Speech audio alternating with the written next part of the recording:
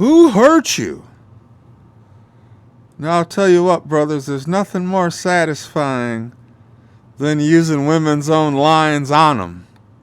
Oh, it's just a satisfaction inside. So, this video, I knew I shouldn't have waited. Don't ever procrastinate. Do it. Because, long story short, in the comments section, I was debating with a womanist and shut her down so bad, she went through and deleted all of her comments except one. So, it ain't going to be much of a video, but from my reply, you can tell her dumb arguments. All right, so the original video was a Lyft driver was arrested for rape, stealing in Miami Beach. So, like most videos, it wasn't the woman's fault at all. They were blaming the hotel clerk. They were blaming the guy who did it. They were blaming everyone else but the woman. And I read through the comments section, and I noticed that. So my original comment here, I said, amazing that no one in the comments section blames the woman who got drunk and put herself in the position for this to happen in the first place. It's everyone else's fault but hers, is what we are supposed to believe. So that was the original comment. So this guy replied, he appears to have common sense. He said, well, that's because it's not politically correct.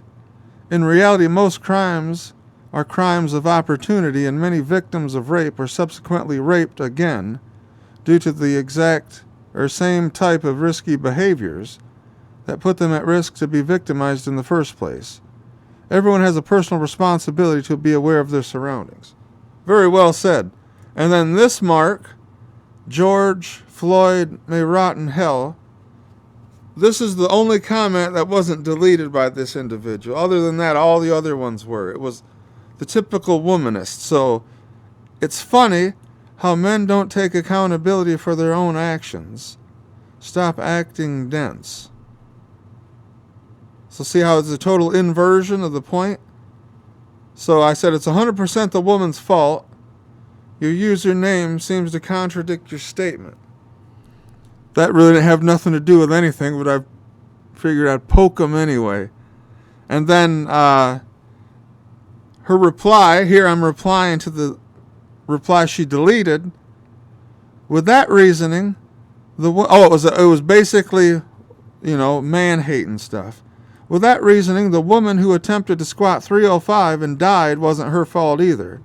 It was the gym owner's fault, the spotter's fault, etc. Make women accountable again. So then I remember her reply and obviously it was a woman, it was all emotion. So I remember her reply was something lame about I was trying to divert. I didn't respond to that. Again, who put herself in the position for this to happen to her? And her reply was, oh, that's the typical male reply. Typical male reply. Well, no, you're doing the typical womanist reply. So here, this is man, it would have been a more entertaining video had she not deleted her comments, but this sums it up good, this last one.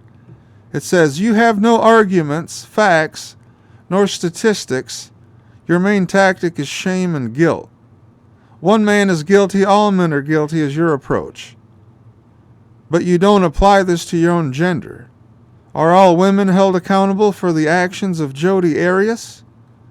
They should be, or you are a hypocrite in your beliefs and not consistent. And even in positions where women deliberately put themselves in harm's way, it's still not their fault.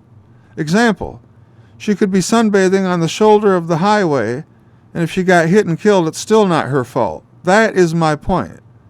She has a percentage of fault in this situation that you are too blind to see or don't want to see. It's not deflection, it's called expanding a point. In both cases of grape and the gym incident, the woman placed herself in the position for this to happen to her. The one who's deflecting is you, because other than your emotions, you have no ground to stand upon. You are a very bitter soul. Who hurt you? And that's what shut them down. Who hurt you? So emotional, man, put wind in your sail, so to speak. There's no greater satisfaction than using these womanist lines on them.